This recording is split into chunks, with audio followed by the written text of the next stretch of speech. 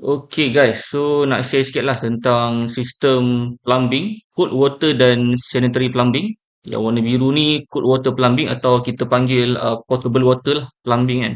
Bawah ni yang hijau ni sanitary plumbing. Okay, so ni basic lah. Ni just plumbing system untuk bangunan sekolah. Dua tingkat kan, simple lah kan. Okay, dia bangunan sekolah dia macam ni. Example dia lah kan. Ni bangunan sekolah dia. Okay, ni contoh bangunan sekolah dia. Ni. Okay. So kita go through lah kan.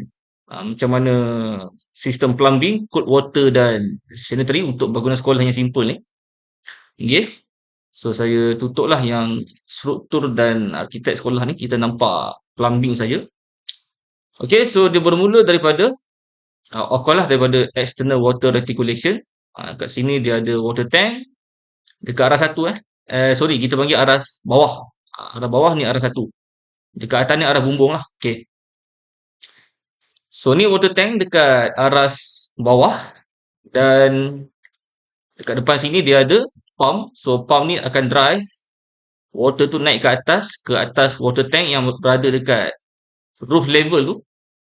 So dekat pump ni dia ada basic lah, basic gate valve. Actually dia adalah komponen lain kan.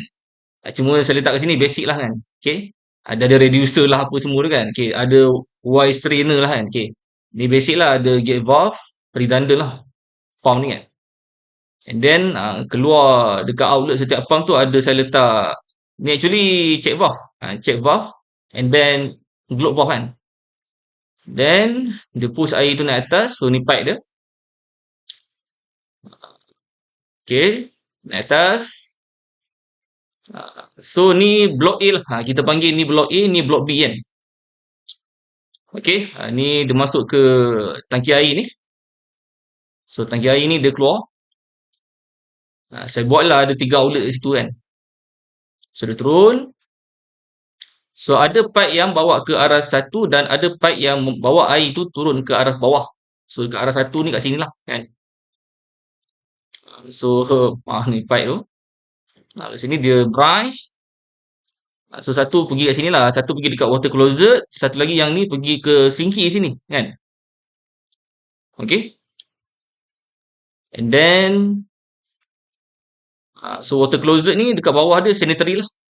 Sanitary. Kalau klik ni dia ada size dia lah kan. Diameter dia 100 mm. Inlet dia 25 mm. Ni dia punya stop cock lah. Tapi kat sini saya pakai globe valve lah kan. Sama lah lebih kurang lah. Yang penting kita indicate lah ada stop cock kat situ kan. So ni sanitary pipe. So sanitary pipe ni dia ada slope actually. Kalau klik tu nampak dia ada slope 1%. Kalau kita tengok dekat section Y ni. Section Y ni dia pipe tu ada slope pun. Klik nampak. Dia ada slope lah kan. Okay. So daripada water closet ni dia turun kat sanitary pipe tu, dia pergi dekat hujung ni dia ada stack lah, stack. So stack ni dekat atas ni jadi vent lah kan. Dan dekat bawah ni dia pergi ke direct ke inspection chamber lah. Dia bentuk ni kalau klik inspection chamber lah kan. Okay. Tu water closet kan. Kalau flow trap, ni flow trap. Ni flow trap. Kalau flow trap dengan sinki ni, dia masing-masing akan menuju ke bawah, dia pergi ke gali trap. Ni gali trap. Ni gali trap. Okay. Dan gali trap tu dia akan pergilah dekat inspection chamber dan seterusnya main hole lah. Main hole ni saya tak letak kat dalam ni sebab main hole tu kira scope civil lah kan. Infra CNS. Okay. Tu secara asal lah. Dan dari sudut plumbing fixtures ni, kalau tengok kat sini, ni contoh je, contoh. Sekolah sekarang biasa pakai tanda duduk kan. Tanda cangkung. Cuma dalam Revit ni dia ada tanda duduk je. Tanda cangkung tak ada. Kan. So kita pakai lah ni kan. Cuma saya tak letak lah S tu. Sorry, saya tak letak lah trap. Bawah ni macam ni ada trap. Macam floor trap, dia ada trap bawah dia. Macam sinki pun saya ada indicate lah trap kan. Dia letak lah trap kan. Mana dah? Sinki. Tak nampak lah. Okay. Sinki pun dia ada trap lah kan. Tapi dekat water closet tak ada trap sebab kita consider water closet ni dia dah ada built-in punya trap kan. So kalau dah ada built-in punya trap, tak payahlah nak letak water trap kan, apa, trap bawah ni kan. Tak kisahlah apa P-trap ke apa kan. Okay, alright. So kalau tengok kat sini, macam itulah sambungan pipe dia. Dalam Revit ni, dia differentiate tau. Kalau warna biru ni contoh, dia cold water plumbing. Kalau warna hijau ni dia sanitary plumbing kan. Boleh nampak lah Ni baru sekolah ni kan. Sekolah pun itulah, saya pun banyak buat latih tubi untuk buat plumbing routing ni. So dia banyaklah bermain dengan section Anda kena pandai bermain dengan section Ni contoh dekat section kan. Dia dekat apa dekat sini. Kita boleh set ni dia punya section kan. Boleh klik tarik kan contoh. Tengok pipe ni kan contoh. Ni section X. So nampak lah ni sinki kan. Ni saya tukar ni. Ni sinki kan. Okay. Ni sinki. Ni perabot ni. Ni sinki, ni sanitary pipe, ni portable, ni cold water lah, cold water pipe. Okay. Itulah secara asas dia. Ni simple lah punya sekolah kan. Kalau buat hospital, lagi mencabar lah, lagi challenging kan. Tapi dia bergantung kepada pengalaman lah, bergantung kepada pengalaman dan bergantung kepada teknik kan. Ada yang guna teknik dynamo kan, tu lebih advance. Tapi basic dia macam ni lah. Bermain dengan section lah, potong-potong section. Tengok section buat routing kan.